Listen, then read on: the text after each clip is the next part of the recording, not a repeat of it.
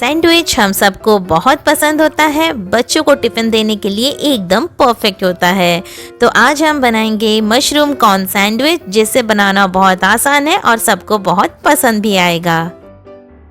आज की recipe and तक ज़रूर देखें। अगर आपको वीडियो अच्छी लगी हो देन इसको लाइक, शेयर एंड मेरे चैनल को सब्सक्राइब करना ना भूलें।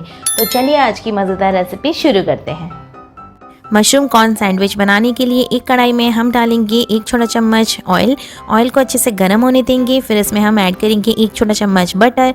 अब इसमें जाएगा 7 से 8 बारीक कटे हुए लहसुन की कलियां। एक प्याज को मैंने यहाँ पे लंबे लंबे कट करके लिया है और एक शिमला मिर्च को भी मैंने यहाँ पे लंबे स्लाइस में कट करके लिया है। अब इसको हम 1 से 2 मिनट के लिए हाई फ्लेम पे फ्राई कर लेंगे। इसको हमें बिल्कुल भी लो फ्लेम पे फ्राई नहीं करना है। जैसे ये थोड़ा सा फ्राई हो जाएगा, इसमें हम डालेंगे 3 से 4 बड़े चम्मच फ्रोजन कॉर्न एंड साथ में हम डालेंगे 400 ग्राम मशरूम को भी मैंने पतले पतले स्लाइस में कट करके लिया है। अब इन सारी चीज़ों को अच्छे से मिक्स करेंगे एंड मीडियम फ्लेम पे हम इसको फ्राई करेंगे। आप चाहें तो इसमें बेल पेपर्स का भी यूज़ कर सकते हैं। Red and yellow bell pepper आप इसमें ऐड करें, उससे भी बहुत ही बढ़िया टेस्ट आता है।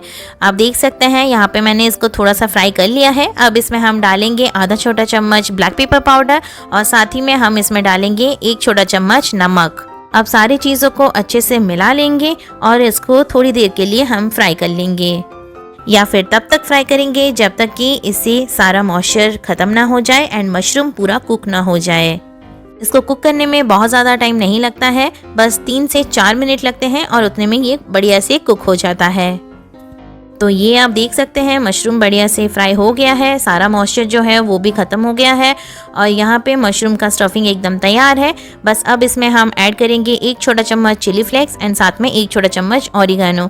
ये टोटली ऑप्शनल है, इसे ऐड करें, इससे टेस्ट बहुत अच्छा आता है। अच्छे से मिक्स करेंगे। अब इस स्टफिंग को हम एक प्लेट पर निकाल लेंगे एंड इसको पूरा ठंडा कर लेंगे। और अभी आपको जितना स्टफिंग यूज़ करना है उसको आप अलग से निकाल लें एंड बाकी के स्टफिंग को आप फ्रिज में बनाकर स्टोर भी कर सकते हैं।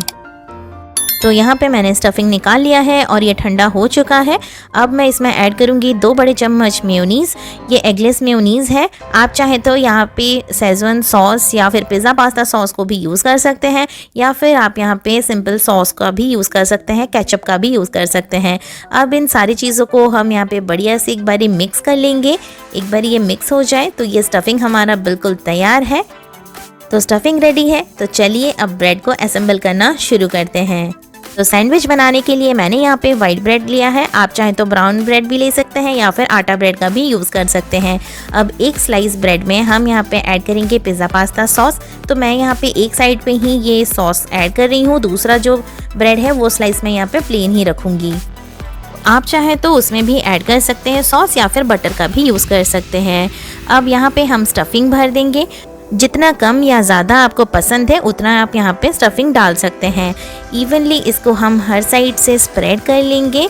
तो ये स्टफिंग तो मैंने यहाँ पे ऐड कर दिया है और ये सैंडविच हमारा एकदम तैयार है। आप चाहें तो इसमें चीज़ भी यूज़ कर सकते हैं। अब दूसरे स्लाइस ब्रेड को लेंगे, इसके ऊपर जेंटली प्रेस कर देंगे। अब ऊपर से हम लगाएंगे थोड़ा सा बटर। आप चाहें तो यहाँ पे बटर की जगह पे ऑयल का भी यूज़ कर सकते हैं। तो बटर मैंने यहाँ पे अच्छे से लगा दिया है। तो चलिए अब इसको ग्रिल कर लेते हैं।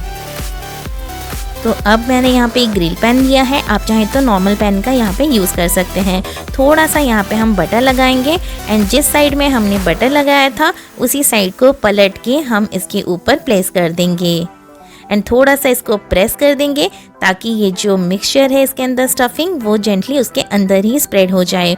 ऊपर से हम थोड़ा सा यहाँ पे बटर ऐड करेंगे एंड इस ब्रेड को हम 2 से 3 मिनट तक कुक होने देंगे। एक साइड जब 2 से 3 मिनट अच्छे से कुक हो जाएगा उसके बाद ही हम इसको पलट देंगे। तो अब 2 से 3 मिनट हो गए हैं।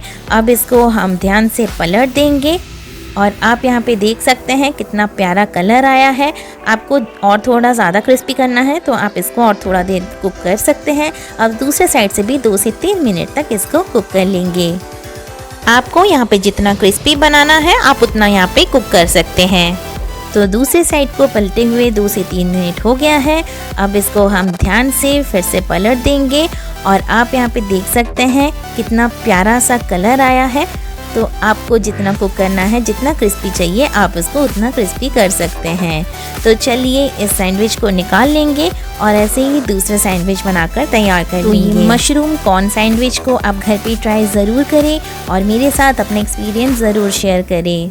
आई होप आपको आज की रेसिपी अच्छी लगी है। अगर आपको ये रेसिपी अच्छी लगी है तो इसको लाइक करना ना भूलें और अपने दोस्तों के साथ इसको शेयर ज़रूर करें। और अगर अभी तक आपने मेरे चैनल को सब्सक्राइब नहीं किया है तो मेरे चैनल को आप सब्सक्राइब ज़रूर करें और साइड में दिए गए बेल आइकन को भी ज़रूर से प्रेस करें ताकि मेरे न्यू वीडियोस की नोटिफिकेशन आप तक तुरंत पहुंच सके। तो फिर मिलेंगे न्यू रेसिपी के साथ नेक्स्ट वीडियो में। Till then take care, bye bye.